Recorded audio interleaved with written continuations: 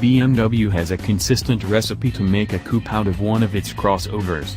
You take the blocky version, an X5 or X3, say, and lop the back off.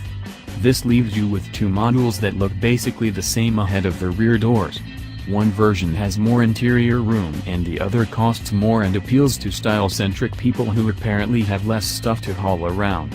If the Concept X2 is any indication, and we definitely think it is, that formula is about to change. Instead of simply taking an X1 and sticking a fastback hatch on it, BMW has reimagined its crossover coupe approach and in the process broken many of its design tenets.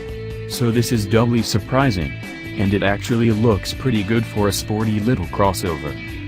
The biggest departure is the added width up front, or at least the illusion that the Concept X2 is wider than an X1. The face indeed recalls those of BMW's coupes, especially the 2 Series, and goes away from the X motif of past BMW crossover models. It's subtle, but look back at an X5 or X3 and you can make out some kind of X among the front-end details. This car instead goes for more of a mustachioed look with some very aggressive bumper sculpting. There are at least Z's in the headlights to tip you off, although the partial hexagons they sit within are a minor departure from the Corona ring look of other modern, non-I, BMWs. Then there's the fact that the kidney grills have been flipped upside down.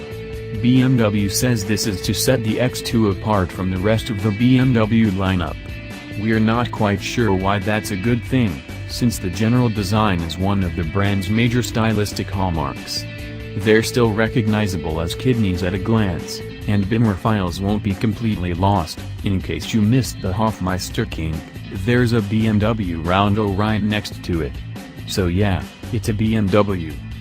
There are lots of other stylistic flourishes on this concept, including a black roof inset that tapers to a rounded conclusion at the rear. The back end is also completely unique to this design and shares little with the look of an X4 or X6.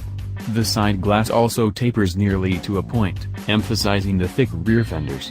The hatch keeps a pretty conventional shape and the car instead relies on that Y look, lots of body sculpting, and the details to differentiate itself from the X1. We expect a production X2 looking very much like this to arrive for 2018.